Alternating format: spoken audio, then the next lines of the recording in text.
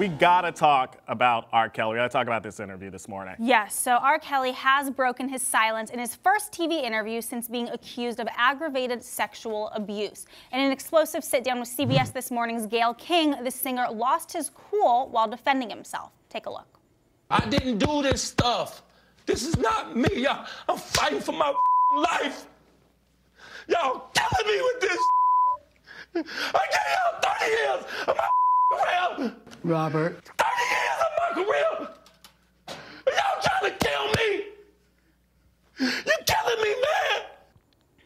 Wow, yeah, it was a very emotional interview. As you can see there, he was sobbing throughout. He was hysterical. It's disturbing. Extremely disturbing. In fact, Gayle King said that she thought that he needed help. And if you notice too, throughout the interview, he actually blamed the families. He said the families brought the daughters to him. He did say that he did not sleep with underage girls. He kept saying that he likes all women as long as they're legal. He kept saying if they're legal, but he blamed the family and said that it was a money grab because he's R. Kelly. He's an iconic international R&B star, and he said that they were in it for the money, and they're lying on him. I don't know why they keep letting him do these interviews. I mean, somebody should stop him. I mean, he did this a long time ago when that first tape came out, and the interview backfired, and it was terrible. And that was the one where he said, "What age are we? What age are we talking about? Teenager. Yeah, what age when exactly?" Torre asked him about it. And so I just felt the same time here. Every time he kept saying, it felt like he was lying. It felt like he was erratic. Gayle was amazing, I thought. Yes, Gayle, she totally kept her cool. I mean, this is really, to me,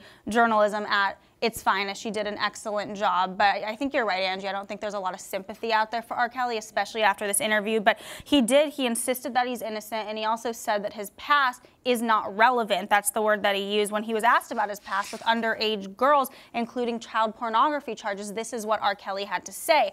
"I beat my case. When you beat something, you beat it. You can't double jeopardy me like that. It's not fair." Well, of course, he was acquitted of those child porn charges back in 2008, and he was asked about accusations also that he has girls living with him, captive in some sort of cult, and he waved it off as not true. That's the exact quote that he used, and this is what he said. "I don't need to. Why would I? How stupid would it be for R. Kelly, with all that I've been through in my way past, to hold somebody?"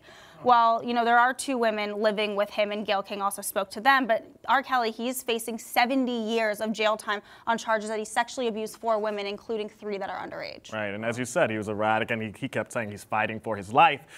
Gayle King, she was a pro. You know, she was very calm throughout the entire interview, but she is facing some backlash from Joycelyn Savage's family. Joycelyn Savage, she's one of the girls who is R. Kelly's girlfriend. He acknowledged that in Gayle's interview. He said he has 2 girlfriends, and he said this isn't weird. Many men have 5 or 6 girlfriends. Right, Joycelyn and both of them on. Yeah, Joycelyn and Azriel, those are the 2 women. Well, Joycelyn's family gave an interview to The Blast, an attorney for Joycelyn's family, and they said they were disappointed with Gayle King for interviewing R. Kelly and giving him a platform to plead his innocence. But we should note that Gayle King, she's interviewing both of the girls. That interview is going to appear on CBS tomorrow, and in a clip from that interview, they're just as emotional as R. Kelly. In fact, Azriel, she's one of the women in the interview, and she said that she called everyone idiots for believing the accusations and allegations that are out there about R. Kelly, and she even said that her family is crazy. Yes, no, and people kept beating up Gayle about it, but the truth is he hasn't spoken out about it since these new allegations. This is the first interview, and also, you know, as an interviewer, you don't know what the person's going to say until you're in it. I mean, he could have gotten to the interview and confessed or really delved deep into the history of his childhood and why he has issues. He could have given more. You don't know till you're there. She didn't know that that's what was going to happen. And she asked him about it, and people, because she released some photos yesterday before the interview aired to tease the interview today, and Oprah, her friend Oprah, even called her about it because they said, "Are you okay?" Because it looked like he was attacking her. It was scary to watch. Yeah.